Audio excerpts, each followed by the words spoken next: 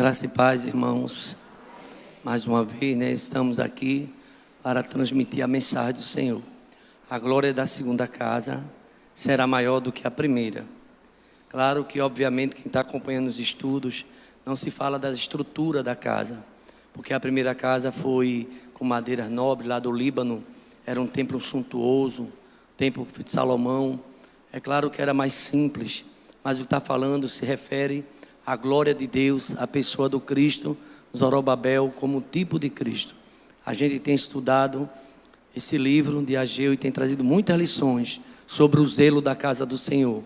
Esse profeta é um profeta pós-exílio, o que significa que ele profetizou e falou quando o povo recebeu a libertação do cativeiro. 70 anos cativos, o povo retornou. Alguns nem quiseram sair da Babilônia, acharam bom e continuaram morando lá.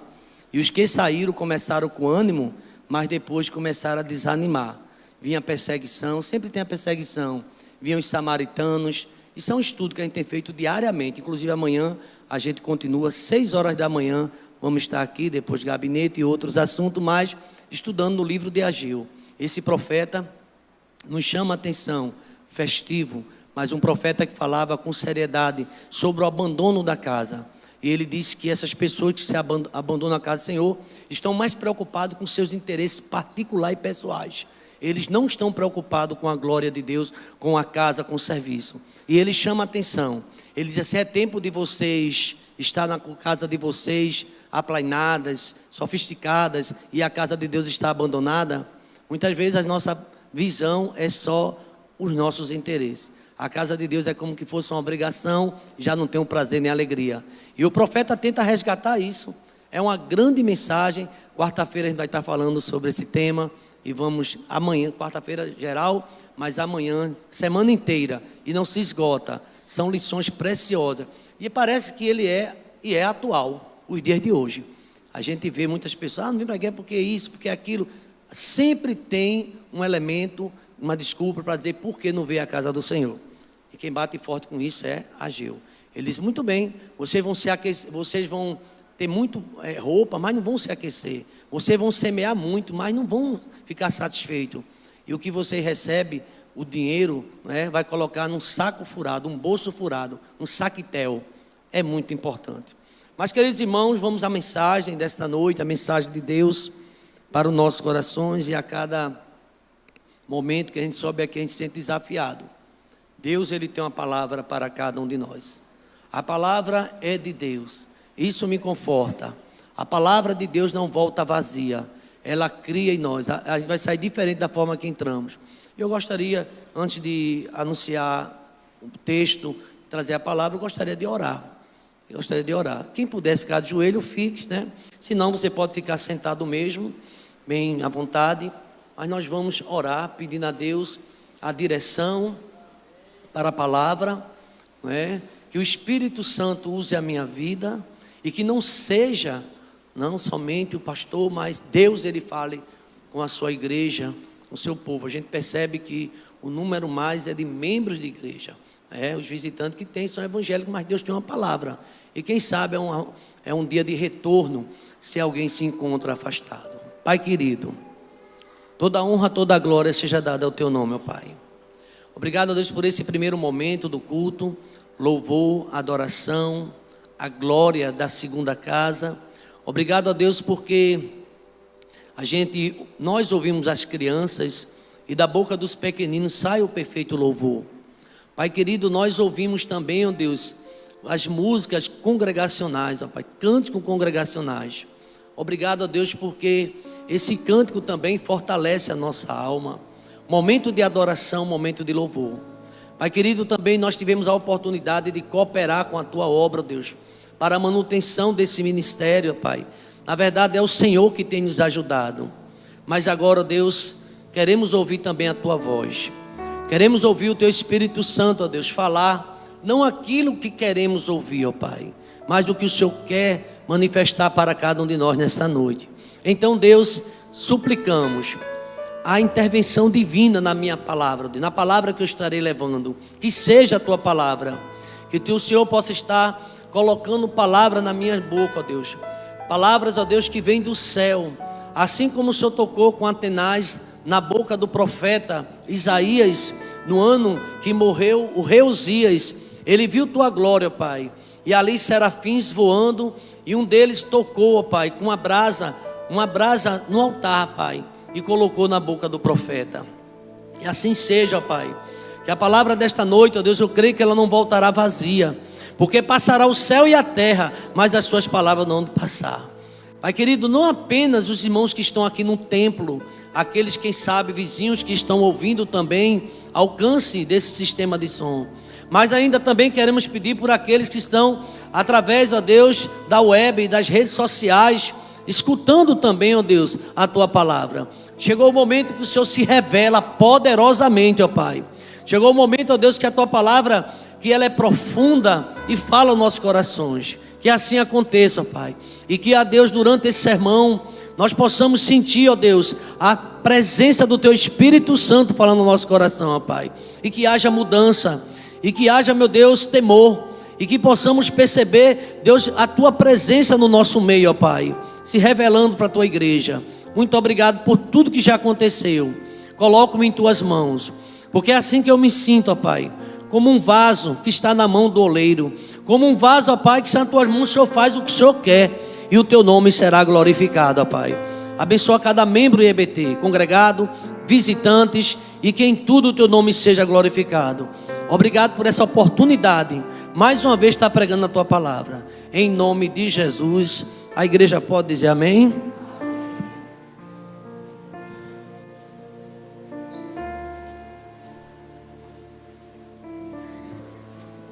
Vamos colocar no data show o Salmo 130. É um salmo que fala de confissão de pecados e esperança do perdão. Confissão de pecados e esperança do perdão. A gente vai ver, inclusive, quando eu conversava com o irmão Gilto para colocar o tema, contigo está o perdão. O perdão está com Deus para que seja temido. Os irmãos lembram, recordam, hoje está fazendo 8 dias, que aqui trouxemos uma palavra que todos pecaram, todos, sem exceção.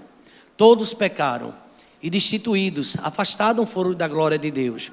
Está lá em Romanos 3:23. E nesta noite, Deus falando ao meu coração, fale que comigo está o perdão.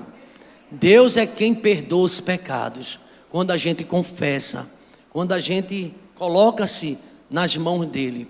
A Bíblia diz que quem encobre as transgressões jamais prosperará, mas quem confessa e deixa o pecado, tem uma vida em novidade agora de vida, vai alcançar misericórdia. Vejamos o Salmo 130, esse salmo também é um cântico de degraus, cântico de subidas, da peregrinação do povo de Deus que anda ao templo. E do Salmo 120 ao 134, é só uma nota para a gente se situar. É um salmo de peregrinação, são os peregrinos. É um salmo de penitência, eles começam a se colocar diante do Senhor pedindo a misericórdia. Vejamos o Salmo das Profundezas, também conhecido. Apenas 8 versículos e a igreja vai ler comigo. Haverá um momento que eu vou pedir que toda a igreja leia, a congregação, e os irmãos irão participar. Das profundezas clamo a ti, Senhor. Escuta, Senhor, a minha voz. Estejam alertas os teus ouvidos às minhas súplicas. Verso 3, a igreja.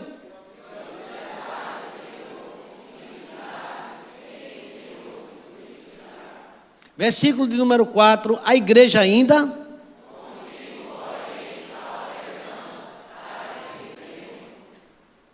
Aguardo o Senhor, a minha alma o aguarda. Eu espero na sua palavra. A minha alma anseia pelo Senhor, mais do que os guardas pelo romper da manhã. Mais do que os guardas pelo romper da manhã. Verso 7, a igreja.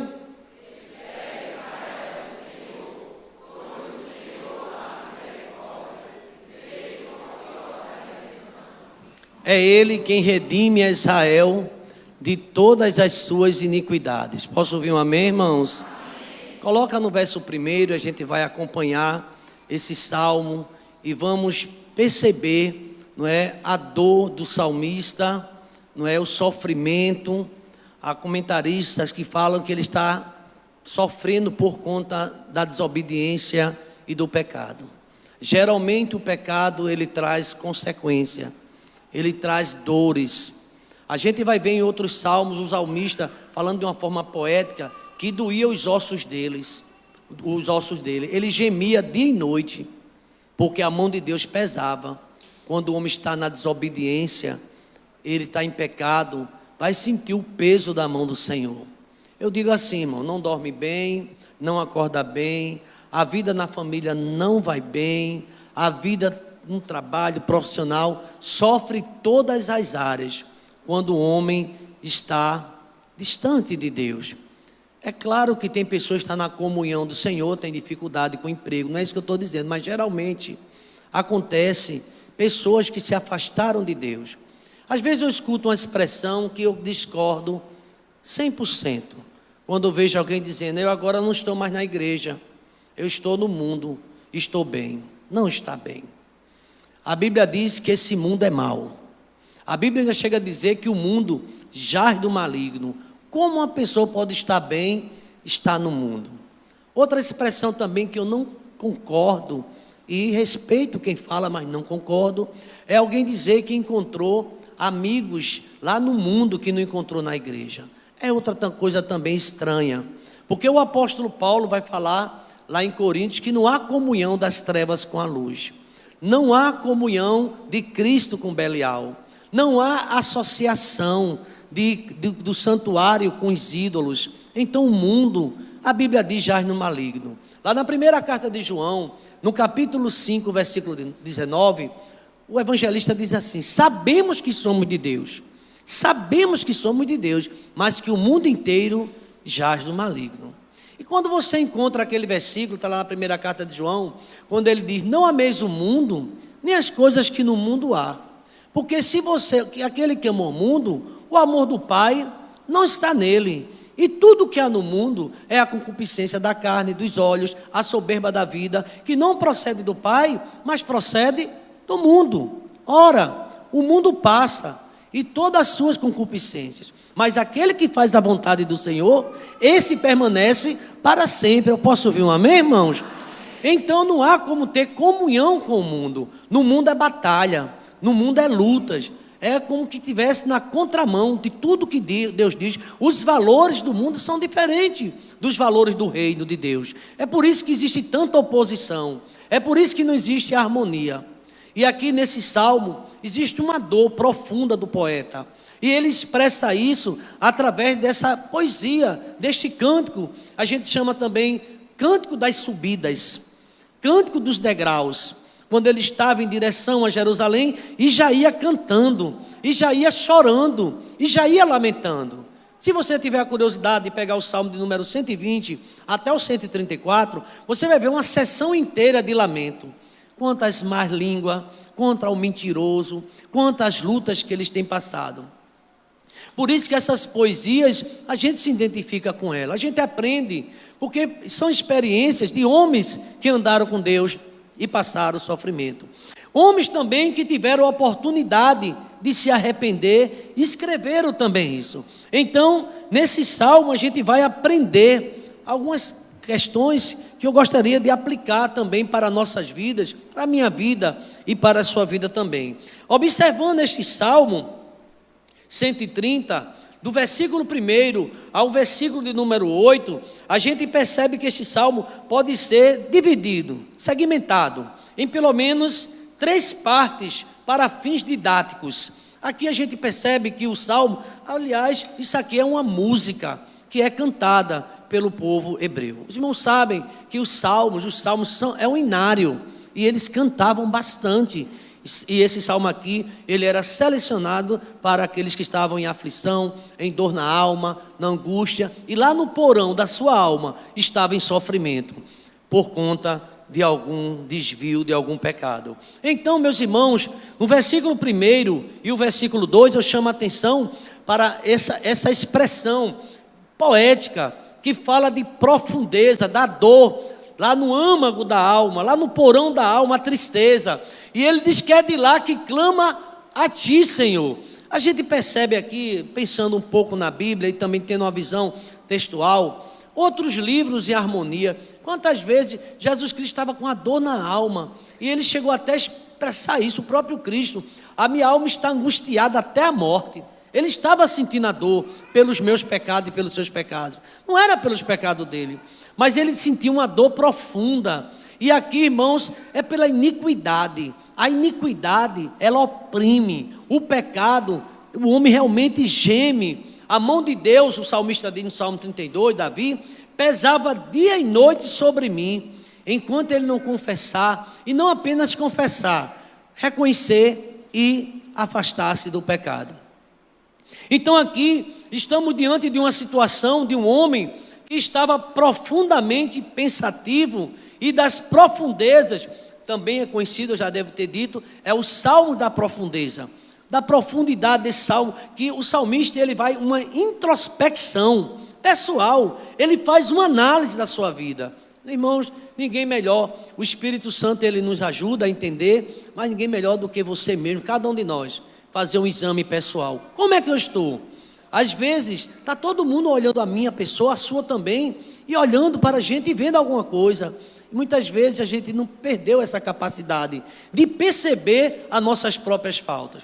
O Salmo número 19, tem um versículo que diz assim: quem que pode entender seus próprios erros? Quem pode entender seus próprios erros? Geralmente a gente tem uma visão aguçada para os erros dos outros, mas para o nosso, às vezes a gente não percebe.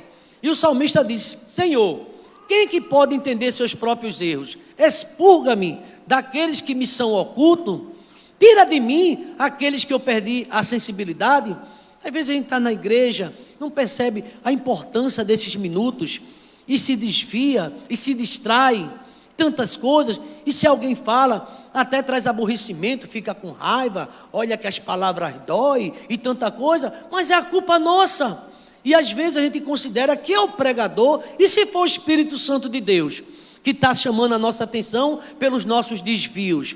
Às vezes, irmãos, a gente não quer assumir, é a síndrome de Adão, não fui eu, foi a mulher que tu me deste, colocando a culpa em Deus. Se a mulher quem deu foi Deus, então a culpa na verdade não era nem de Eva, a culpa era de Deus.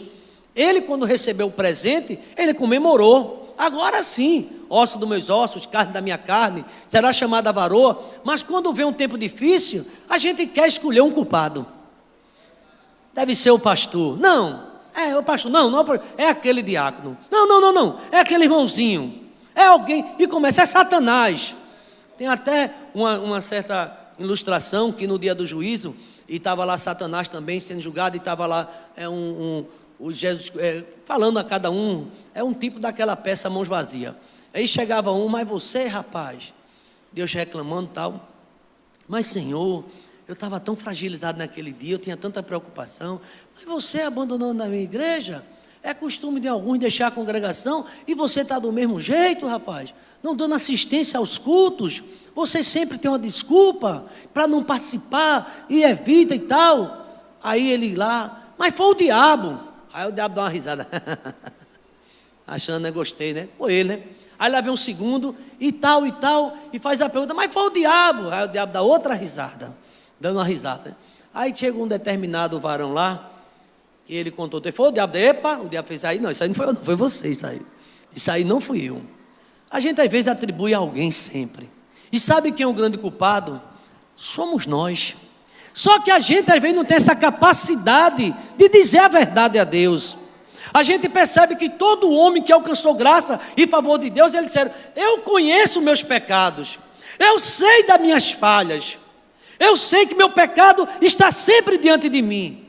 E não precisa ninguém dizer, Davi sabia. Quando Natan denunciou Davi, aí ele na hora fez o quê? Seu santarrão, sai da minha presença, guarda, leva esse homem para lá, esse profeta. Ele disse isso, ele se jogou, se prostrou e disse: Senhor, tem misericórdia de mim. A gente vê aquele rei, quando ele recebe a visita do profeta Isaías, que o profeta diz: põe em ordem a tua casa, você vai morrer e não vai viver. Ele disse: mas rapaz, como é que vem fazer uma visita a mim e vai dizer que eu vou morrer?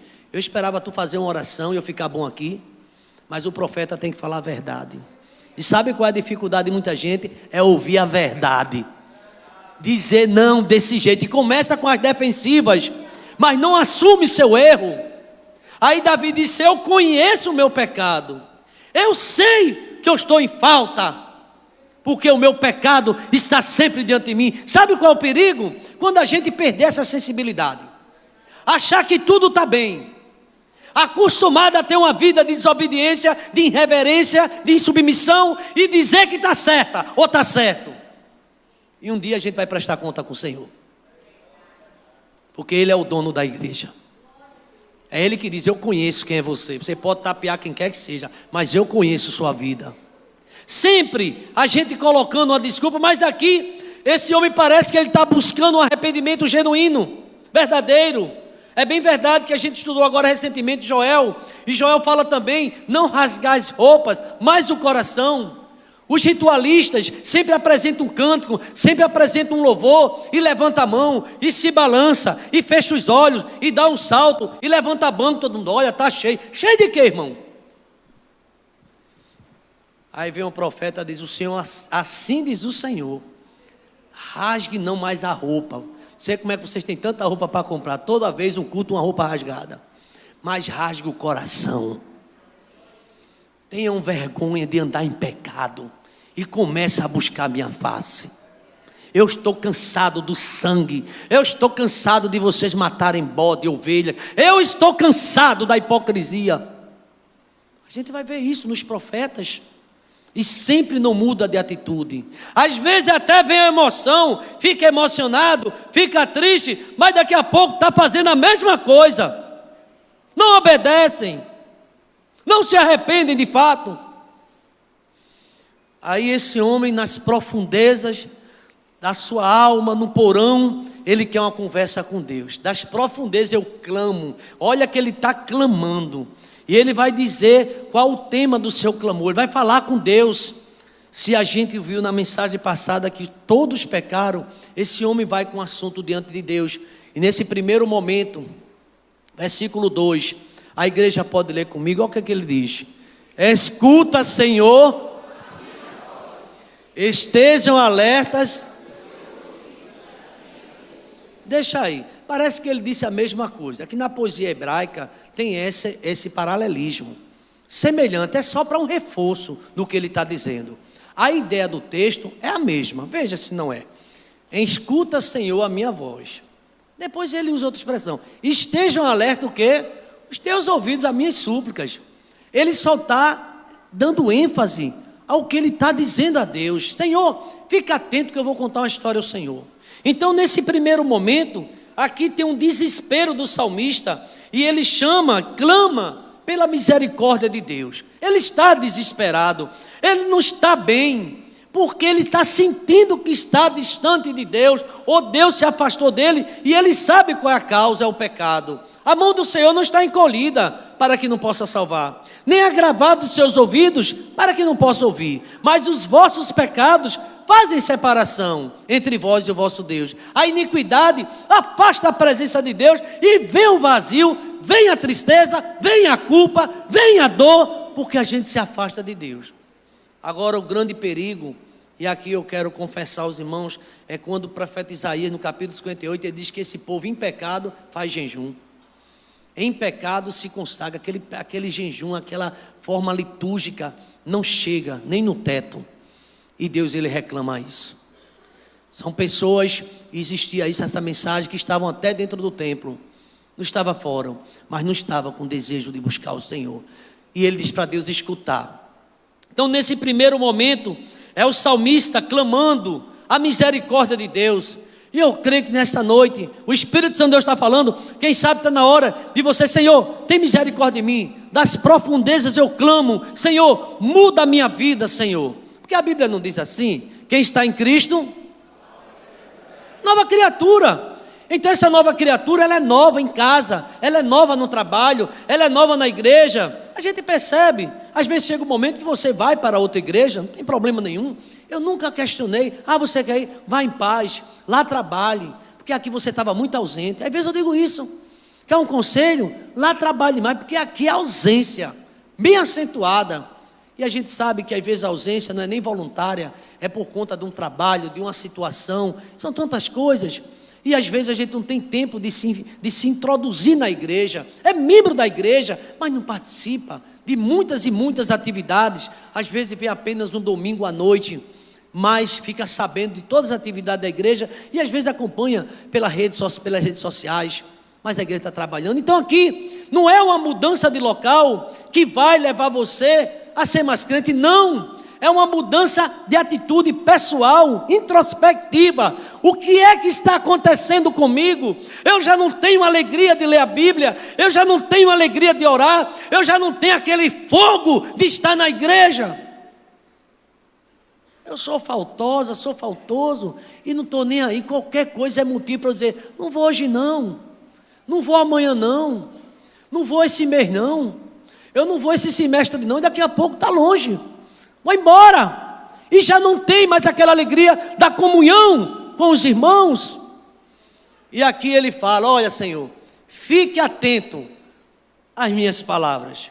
Eu estou clamando lá de dentro do porão das profundezas da minha alma. Então, em primeiro lugar, a gente percebe um desespero do salmista. Mas em segundo lugar, e também está no texto, o salmista manifesta uma profunda confiança. Apesar de toda a situação dele, vejamos o versículo 2, 3 e 4. Verso 3 e 4, ele tem uma confiança em Deus.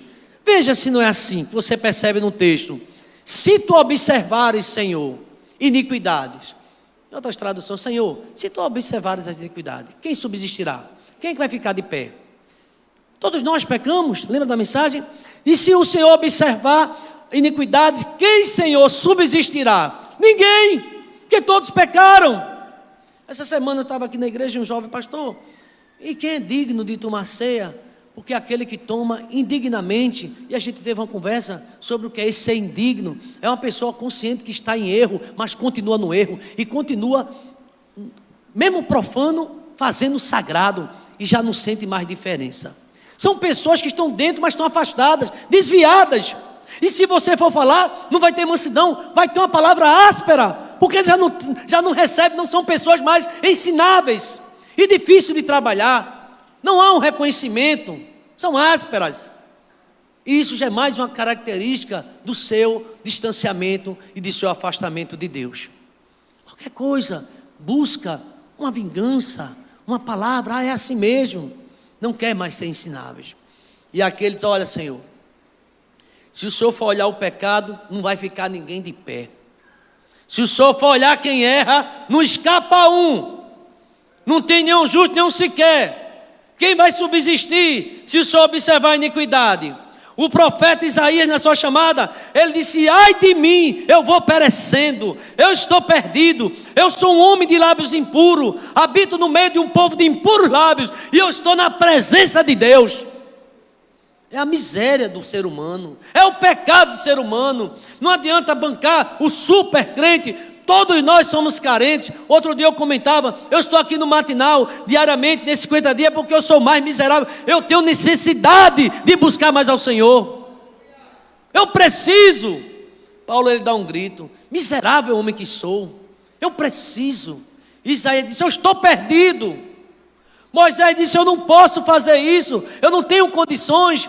E você vai perceber que os homens de Deus reconhecem suas limitações e pedem a Deus misericórdia. Todos eles.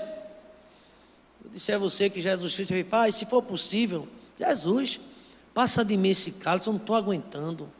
Mas não seja feita a minha vontade, seja feita a tua vontade. A vontade de Deus na tua vida é boa, é perfeita e agradável, na minha também. E se tu observar a iniquidade, Senhor. Aí eu me lembro daquela mulher lá em João capítulo 8, Jesus dizendo: quem não tiver pecado, o que é que faça? Todos nós temos. Agora existem pecados confessados e deixados. Nem adianta você dizer: realmente eu estou em pecado, eu estou em falha, e não se levantar e for ter com o pai. Lembra do filho pródigo? Tem que ter uma atitude. Todos nós precisamos ter atitudes. Não mais de palavras, mas o jovem ficou dizendo: eu pequei contra o Senhor e perante ti. Eu não sou digno de ser chamado teu filho. Eu não mereço roupa nova, anel, sandália, boi, festa. Eu tenho vergonha do que eu fiz. E geralmente quem está em falta se envergonha, tem vergonha mesmo. Eu sou um miserável, mas o Pai é perdão. Veja se não diz assim. Veja o verso número 4. A igreja pode ler bem forte, vamos lá? Contigo, porém... Eu gostaria de ouvir as vozes masculinas lendo esse texto. Vamos lá? Contigo, porém... As mulheres podem também fazer isso, vamos lá? Contigo, porém, certa vez, Jesus Cristo curou um paralítico. Foi introduzido pelo teto da casa. Lembra desse texto? E levaram ele a Jesus Cristo. A casa estava lotada, não tinha como entrar. E os amigos queriam ajudar, porque quem quer ajudar a gente mesmo, diz tudo, faz o que pode. Porque às vezes você pensa que o amigo é aquele que te omite, te esconde, não dá opinião sobre você. Sabe quem é teu verdadeiro amigo? Aquele que diz, tu estás em falta, o que tu estás fazendo, está todo mundo notando. Você pode até não considerar, mas esse é teu amigo. Sabe o que é que o inimigo diz? Está tudo bem, rapaz, está tudo de boa. E você se acabando. Aí aqueles amigos dizem assim, olha, tem um jeito. Aí eu tive uma ideia. Eu digo, qual é a ideia, rapaz? A gente não vai pegar 4 pessoas, uma multidão dessa, ninguém está respirando. Eu lembro até de Zaqueu que se afastou, subiu numa árvore, porque senão não via, era de pequena estatura. Mas sabe o que esses homens fizeram? Subiram num telhado. Subiram, estava em forma eles. E além de subir no telhado, ainda arrastou o aleijado com ele, o paralítico. Ainda arrastou aquele homem doente. Subiram. Eu creio que alguém ouviu o barulho, o telhado se movendo, mas era forte aquela casa, viu? Porque eu pensei que não ia subir assim, caía tudo, mas não caiu não. Eles abriram uma brecha, um local, onde Jesus estava. Porque o que eles queriam é que aquele paralítico caísse bem aos pés de Jesus. Não adianta colocar nos pés de Pedro. Não adianta colocar nos pés de João. É nos pés de Jesus que tem resposta. É nos pés de Jesus Cristo que vem a cura.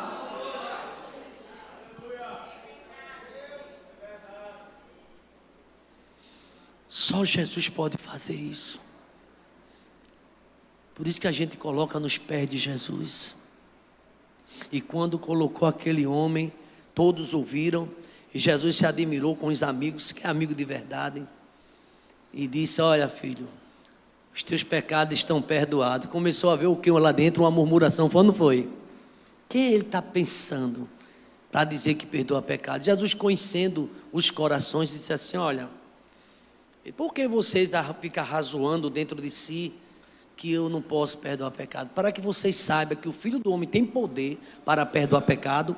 Eu quero dizer para você, Deus tem poder de perdoar os pecados. O seu nome será chamado Jesus Cristo, lá em Mateus 1:21, porque Ele salvará o seu povo dos seus pecados. E João disse, está ali o Cordeiro de Deus que faz o quê? Tira o pecado do mundo. Pode estar endemoniado, Ele expulsa, Ele tira o pecado. Pode estar 38 anos caído, Ele diz, levanta-te e anda. Com Jesus é desse jeito. Se eu disser a você que pode estar morto dentro de uma cova 4 dias cheirando mal, ele fala, vem para fora. A gente está falando do poder de Deus aqui nesta noite. A gente está falando daquele que pode mudar a situação da tua casa, da tua família. A gente está falando daquele Deus que pode sacudir essa semana que está entrando e te dar uma grande vitória. É preciso crer para ver a glória dele. Ele vai mover, ele tira o sono de alguém. Eu quero minha serva de posse de vitória essa semana ele dá. Sabe o que é que Ageu diz? Deus abala céu, abala terra para dar vitória ao crente fiel. Deus, Ele muda a estrutura, Ele muda a lógica. Quem vai vencer é ela, é Ele, porque Ele determinou. Só faltava essa, de esperar anjo balançar a água para ser curado, ele estando ali. Quem balança anjo é ele? Jesus vai lá e dá vitória. Jesus está presente aqui nesse lugar. Eu fico pensando Jesus passeando no meio da igreja, e alguém desatento, ele está presente, e ele perdoa os pecados. João tinha um temor tão grande. Lá vai o Cordeiro de Deus, é aquele ali, ó, que tira o pecado do mundo. E Jesus está presente aqui nesse lugar. Ele perdoa pecado, Ele cura enfermidade, Ele faz milagre. Ele não mudou, Ele é o mesmo de ontem, hoje, eternamente. Ele é Deus. Será? Será? Sem fé é impossível agradar a Deus. Tenha fé, se alegre com a presença desse rei aqui entre nós. Ele está entre nós. Caiu aleijado nos pés dele. Ele fez: perdoados estão teus pecados. Mas Jesus pode perdoar. Qual é mais fácil? Foi uma pergunta dos filhos, eu acho interessante. Dizer: teus pecados estão perdoados, ou dizer: levanta-te e anda? Para que você saiba que o Filho do Homem tem poder de perdoar pecado, eu te digo: levanta-te. Você foi trazido aqui por 4 amigos, você volta sozinho. E vai voltar com esse leite na cabeça, com a cama na cabeça. Quem crê, diga amém, irmãos. Ele faz isso. Quem sabe você entrou aqui carregando um peso, e sai leve daqui, porque você está colocando aos pés de Jesus Cristo. É uma noite que tem resposta de oração. É o poder de Deus nesse lugar. E aqui, meus irmãos, ele diz: contigo, porém, está o que, irmãos?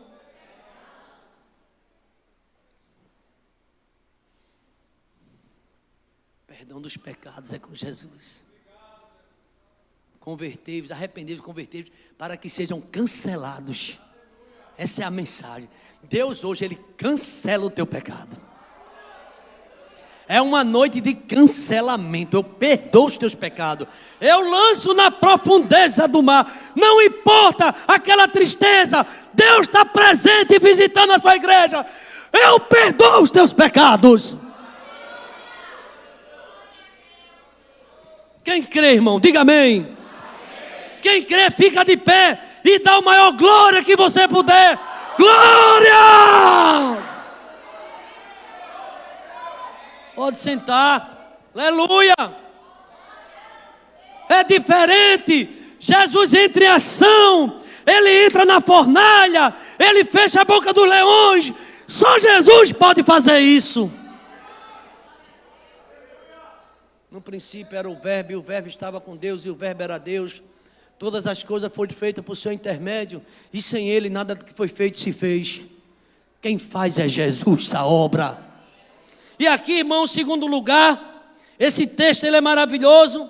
Primeiro a gente vê o desespero do salmista, e ele clama por misericórdia de Deus.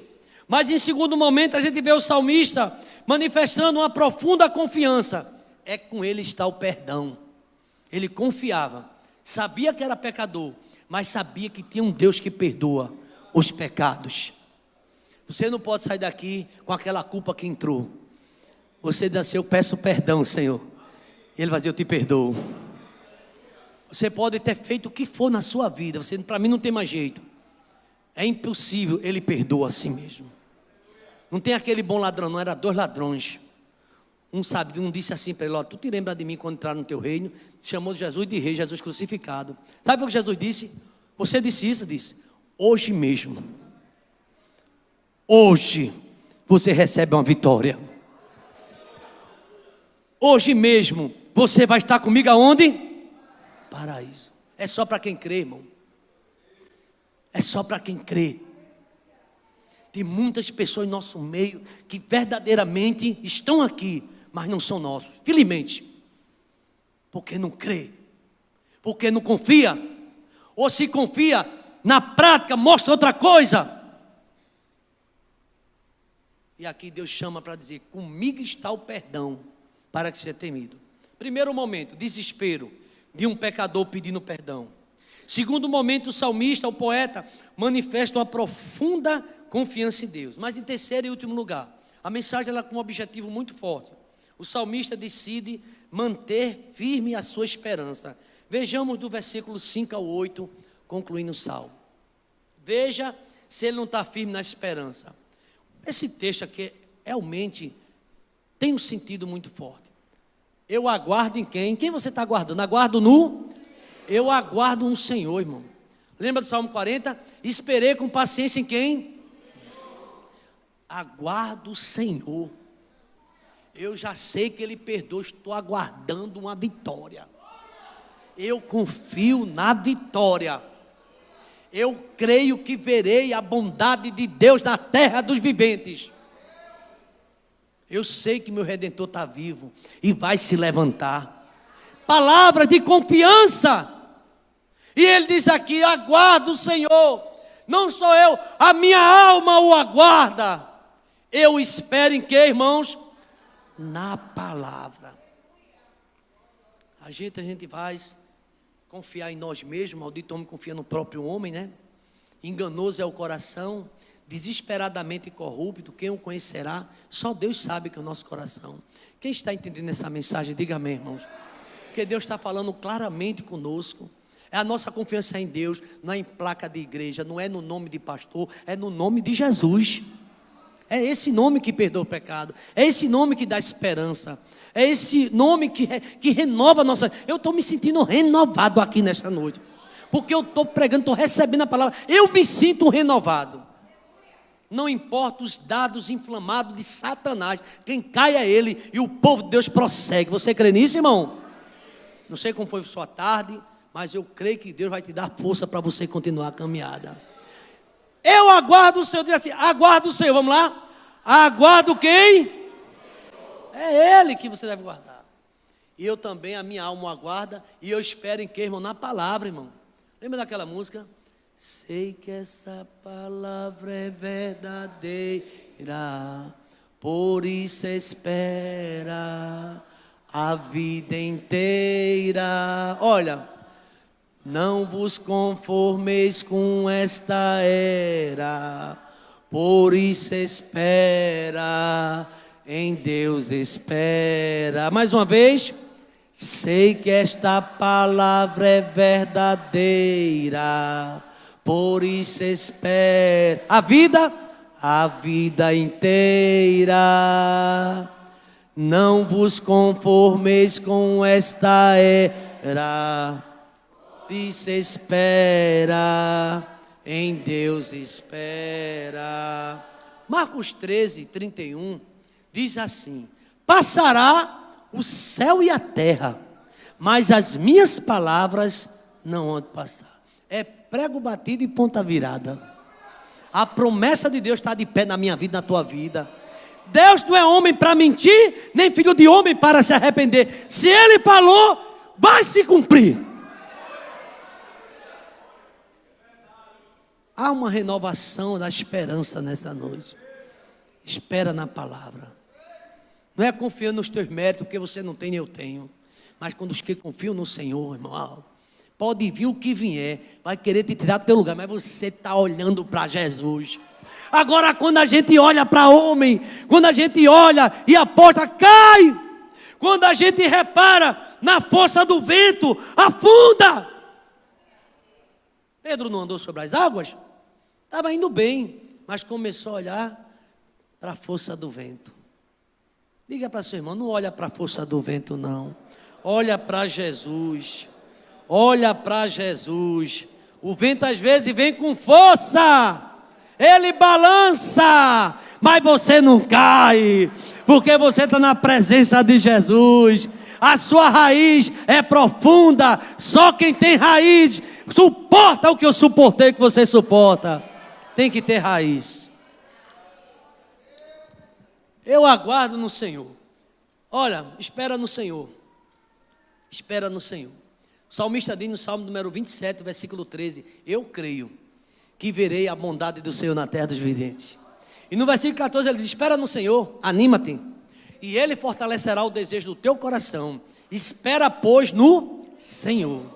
Quem estiver desanimado vai se animar, vai chegar em casa sorrindo, contente, cheio da graça, vai aqui feliz, porque sabe que saiu uma ordem a teu respeito e a providência chegou. É só para quem crê, irmão. Não vai chegar, chegou.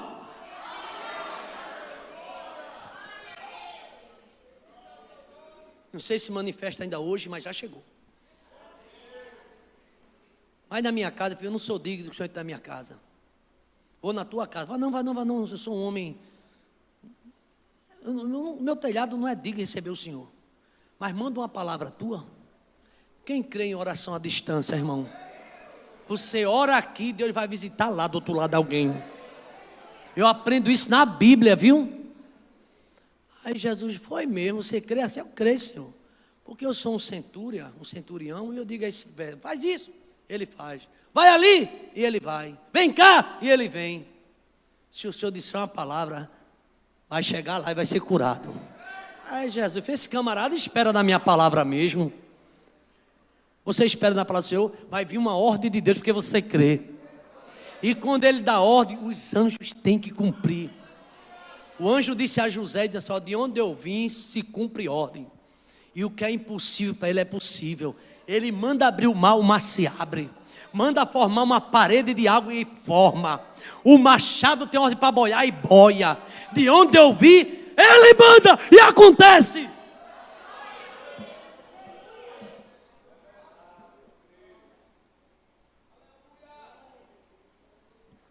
Vai acontecer.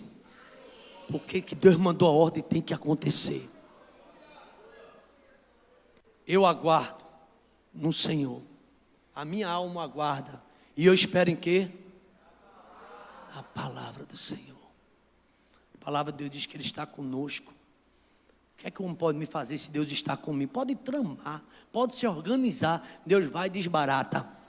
Pode preparar o laço. Ele vai lá e dá um sopro e quebra esse laço. É Deus que faz isso, viu? Pode se armar até os dentes e Ele quebra os dentes de você. É os dentes armados e Ele quebrando o dente. Para saber que tem um Deus no céu.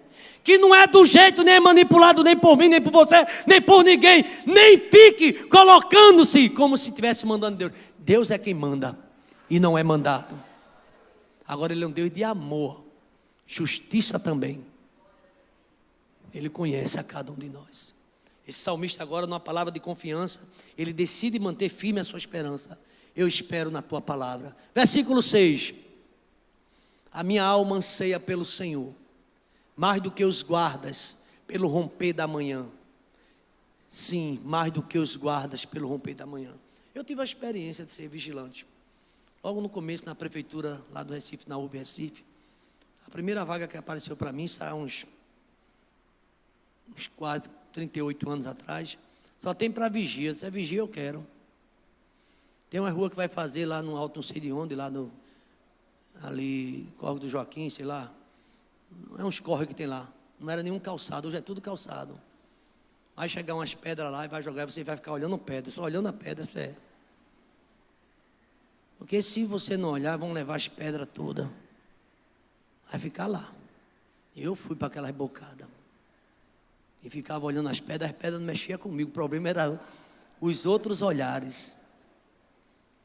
Aí uma certa vez o chefe disse, eu estou precisando de você trabalhar à noite. Ele disse, à noite é? Eu falei, é, algum problema? Eu, não senhor. Tem gente abusada no trabalho, quer fazer o que quer. Nem respeita o chefe. Irmão, não é assim não, viu? Não é desse jeito não. Você vai passar um mês à noite. Isso, um mês. Eu disse, Marisa, o que foi? Vou trabalhar à noite. Ela fala, ai meu Deus, fica quieta, mulher. Eu só estou novato no emprego, eu tenho que ficar lá à noite. E você vai ter uma experiência de chefe de equipe. Eu disse, eita lá. O chefe foi com a minha cara, o diretor lá, e disse que ia ser chefiar uma turma de pessoas que não queria receber ordem. Você sabe que é a pior coisa, você chefiar essas pessoas, vigia antigo, um revólver caía no chão, apanhava, guardava. Você pegou meu revólver? Peguei. Eu podia fazer uma CI e pedir o afastamento daquela criatura. Era muita coisa. Irmãos, não brinque não. Aí quando terminou o mês, aí ele fez, olha, você vai ganhar mais, viu? Porque tem um adicional noturno, até me animei com essa palavra aí, né? E também, a gente vai precisar do senhor à noite, eu sou dessa vaga outra pessoa à noite. É porque eu estudo, eu faço faculdade, eu estava concluindo o curso. Aí lá, você faz faculdade? Faço. Que pena. O pessoal gostou do senhor. Eu disse, foi mesmo, não gostou não, mas ele disse que gostou, né? Tá bom, né? Porque tem pessoas que andam no erro. E se você corrige, fica com raiva de você. Quem sabe disso? É verdade ou não é? Você vai dizer, está errado, acho que está doido, se levanta muito, mas tudo vai cair, porque anda errado. Então, irmãos, eu vejo aqui, aí quando eu passava a noite toda lá, eu ficava dentro, quando dava 3 horas da manhã, daqui a pouco amanhece. Eu na Conde da Boa Vista, ali de frente da Fafiri, naquele portão, e eu ficava olhando, daqui a pouco, um deserto. Ele quando passava um noiado correndo, porque ali tem essas coisas tudinho, lá no centro da cidade. Aí quando amanhecia o dia, renovava a minha esperança. Eu disse, vou para casa, eu vou voltar para minha casa, amanhecer o dia. Aí ele traz essa figura, ó. A minha alma anseia pelo Senhor mais do que os guardas pela romper da manhã. Quem aqui é guarda, policial, trabalha à noite, sabe como é bom amanhecer para voltar para casa. Sim, mais do que os guarda pelo romper da manhã. Versículo 7, veja o que é que está escrito. Aqui trata-se do salmista, ele tomou uma decisão de continuar firme a sua esperança. Olha o que é que ele diz para Israel. Vamos dizer bem alto, bem forte, vamos lá? Espera Israel, pois no Senhor o quê? Nele é o quê? Você sabia que Deus, Ele perdoa, Ele é misericordioso? Queria que a igreja ficasse orando nesse momento. Quem sabe a sua esperança está um pouco fragilizada. Espera no Senhor e na sua palavra. Ele vai mudar a tua vida. Se possível, a igreja ficava em oração nesse momento, por favor. Em oração. Eu senti Deus usando a minha vida, a palavra do Senhor aqui. Espera em Deus. São tantos apontamentos que a gente tem. Investe numa situação. Depois você vê a rebeldia, o orgulho. Sabe qual é a preocupação? A queda está chegando. A gente vê isso. O homem, quando espera no Senhor, é diferente. Deus dá paciência, Deus dá graça. E no versículo de número 8, por favor. É Ele, é Deus, irmão. É Ele quem redime a Israel de todas as suas iniquidades. Olha, iniquidade. Eu estava vendo um dicionário Strong falando sobre iniquidade. É a culpa, é a mancha. E a alma, a dor da alma. Sabe, irmãos, quando você toma consciência que está errando, a sua alma enferma. Davi disse que doeu os ossos dele dia e noite, porque a mão de Deus pesava. Ninguém sabe, mas você sabe que Deus está sabendo dos teus delitos, da tua falta. Você já não respeita a liderança, nem do teu trabalho, na tua igreja, porque você anda do jeito que quer. E não adianta ninguém apontar, falar, porque você vai rejeitar. Mas Deus é misericordioso, e nessa noite Ele fala da misericórdia dele. Eu quero dizer que há uma chance para você. Há uma chance para você que está do outro lado aí nas redes sociais. Porque com Deus está o perdão. O pecado é nosso, mas Deus tem perdoa o pecado. Ele perdoa. Se você for fazer uma pesquisa bíblica, é Ele quem perdoa. Pessoas em situações que pareciam impossíveis de ser salvas. Tem aquele caso que você diz, é impossível. Jesus vai lá e perdoa. Fica orando agora por alguém que está aqui. Deus está perdoando teus pecados nessa noite. Deus está escrevendo uma nova história na tua vida. E Ele diz, é Ele quem redime a Israel de todas as suas iniquidades. Não importa quantos pecados, não importa o tempo da ignorância. Há um Deus que perdoa os pecados. E você chegou aqui e Deus falou ao teu coração. E eu faço uma pergunta, eu não quero lhe constranger, não. Nem quero dizer, venha ser crente, também não. Porque eu acredito que você seja. Senão você nem estaria aqui. O Espírito Santo de Deus trouxe você aqui nesta noite. E você sabe muito bem da necessidade urgente de uma mudança radical na tua vida. Porque o pecado vai consumindo, vai tirando a força. A Bíblia chega a dizer no Salmo 38 que é uma loucura o pecado. Tem alguém orando por você. É uma hora não de conversar, mas de orar. Pela misericórdia. Alguém está precisando aqui. Aqui e do outro lado. Eu vou pedir em nome de Jesus Cristo. Você que entendeu a mensagem e sabe que está em falta com Deus. O Espírito Santo usou minha vida e está dizendo que Jesus te perdoa nesta noite. Não importa o seu tempo de igreja, se tem algum delito, alguma coisa que está lhe incomodando, Deus está falando que perdoa os teus pecados e muda a tua história. A igreja está de cabeça baixa, inclinada e orando. E eu quero saber quem é coragem, quem tem coragem. Pastor, eu preciso desse perdão. Eu estou em falta com Deus. Deus te abençoe, meu filho. Olha aqui uma jovem. Que coisa linda. Ai, amém. Fica de pé. É assim que Deus faz. É assim. Quem é a segunda pessoa? Fica de pé também. Peraí. Fica de pé. Tem a segunda vida. Amém, minha filha. Deus te abençoe. A terceira vida é um casal. É Deus fazendo um milagre nesse lugar. Quem é a quarta vida? Fica de pé. Tu sabe como é que está a tua vida diante de Deus. Ele está oferecendo perdão nesta noite. É um adolescente, é um jovem. Ele quer fazer mudança na tua vida. Agora você precisa querer. Eu quero, eu confesso, eu preciso de uma mudança. Tem a quarta pessoa, fica de pé, por favor.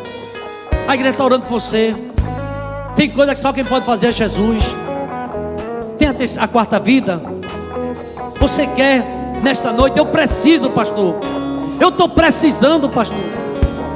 Eu não vou contar a sua história, minha história, mas eu estou precisando urgente. A igreja está orando, vocês estão orando? Alguém está precisando? Quem é a quarta pessoa? Faz um sinal assim, eu sou eu, pastor. E eu quero dizer, Deus te abençoe. Quem é a quarta vida? Mas contigo está o perdão. Aleluia! Firme, jovem, firme. É assim que Deus faz. É assim que Deus faz. É assim que Deus faz. Quem é a quinta vida? Salva uma, salva duas, salva três, salva quatro. Quem é a quinta pessoa que quer o perdão de Deus? Porque Ele pode dar. Ele dá perdão a você. Não precisa dizer o teu pecado, confessa a Ele. É Ele quem perdoa. A igreja está orando. Quem sabe o seu pecado é a sua falta de vontade. Não lê mais Bíblia, não ora mais, nem dentro da igreja. Você desprezou, quem sabe, a casa do Senhor. Tem uma chance para você. Deus está te chamando de volta. Quem é a quinta vida? Fica de pé. Em nome de Jesus. E eu quero dizer, Deus abençoe você. Quem é a quinta pessoa? Você tem coragem de assumir? Eu estou em falta, pastor. É diante de Deus. Eu estou em falta, eu preciso do perdão. Quem é você? A quinta vida. Quem é a quinta pessoa? Eu queria, esses três pessoas, vem aqui à frente, por favor. A irmã que é da igreja que levantou, fique quieta lá. Pode vir aqui acompanhar. Tem alguém do departamento do evangelho? Um diácono, por favor, que pode ajudar aqui. Irmãos, fique trabalhando, fique orando comigo. Amém, amém. Traz para cá, diácono Charles. Você sabe o valor de uma alma? O valor de uma alma custou muito caro. E Deus está fazendo uma grande obra na vida dessa igreja. 50 dias de oração amanhã. Estamos orando e vamos continuar orando. Quem faz a obra é o Senhor. Quem é a quinta pessoa? Se você já é da igreja, está querendo voltar, fica no teu lugar, só confessa a Deus. Sou eu, pastor. Tu conta um particular a Deus. E Deus vai te perdoar. Agora a Bíblia diz que aquele que confessar vai alcançar misericórdia. Mas se escalar, só vai doer mais. Só vai piorar. Enquanto eu calei meu pecado, doía mais. Quem é você? Eu quero, pastor. Eu peço perdão a Deus nessa noite. Eu vou contar minha história, eu já contei. E Deus está chamando você. Tem a quinta vida. Toda a igreja de pé, toda a igreja de pé.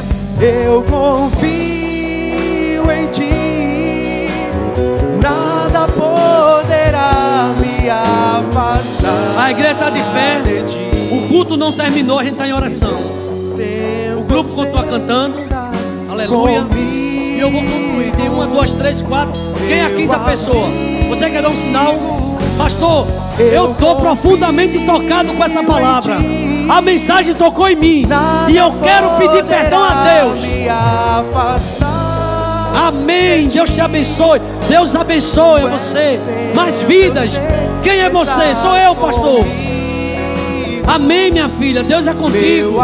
Você percebe que Deus está chamando? Está chamando por um acerto, um conserto na tua vida? Ou será que tua vida está boa do jeito que está? Sem ânimo de vir para a igreja, sem alegria de servir o Senhor. Isso é visível para todos. Até quando? Mais alguém? Vou orar. Se você nessa noite tiver o desejo, sou eu, pastor. Ou você é tipo de crente, só vive fraco, só vive amuado, só vive abusado, não tem um sorriso, perdeu a alegria. Volta para Jesus. Vou terminar. Vou fazer o último apelo. Se tiver alguém, Deus está dando essa oportunidade. Quem é você? Deus chama você. Você entendeu? Está lutando? Se renda. Jesus está chamando você para uma nova vida. E pode se preparar para a vitória que Jesus pode te dar. Você entendeu? Vamos orar nesse momento, agradecendo a Deus por esse culto, por tudo que Deus está fazendo e vai fazer na nossa vida. Festa no céu, alegria. Se você está num pecado, só você sabe. Deus te deu a oportunidade para pedir perdão nesta noite. É com você e com Deus. Não fique em silêncio não. O pecado só faz piorar a tua situação. Você entendeu? Obrigado, meu Deus, por mais uma noite de salvação, ó Pai. Domingo passado 4 vidas, hoje também mais vidas para a glória do Teu nome, ó Pai. Pessoas, ó Deus, são tocadas pelo Teu Espírito Santo, ó Pai. E contigo está o perdão, para que Tu sejas temido, ó Pai. Escreve esses nomes no livro da vida, ó Pai. Quem sabe, ó Deus, alguém do outro lado na rede social também se entregando a Ti, ó Pai. Obrigado porque uma noite de salvação, essa palavra é suficiente para salvar o mundo inteiro, ó Pai. E o Senhor quis salvar nesta noite. A IEBT também está feliz, está em festa. É uma igreja que prega, é uma igreja que vê resultado. É o Teu Espírito Santo salvando vida, ó Pai. Não é o homem, é o Senhor que faz isso, ó Pai. Para a glória do Teu nome. Obrigado por tudo, ó Pai. Continua conosco, ó Pai, abençoando nossa vida. Nos leva em paz para a nossa casa. E que temos uma semana, ó Pai, de quebrantamento, de vida no altar, pedindo a Tua misericórdia das profundezas, ó Pai. Perdoa os nossos pecados, em nome de Jesus. E que a graça do Senhor Jesus, o amor de Deus, o nosso eterno Pai, a comunhão e as doces consolações do Teu Espírito esteja sobre nós e sobre todo Israel de Deus, desde agora e para todo sempre. A igreja pode dizer amém? Amém. Eu confio em Ti. Vamos lá. Eu confio Torre de vigília, torre. em Ti. Nada poderá me afastar de Ti.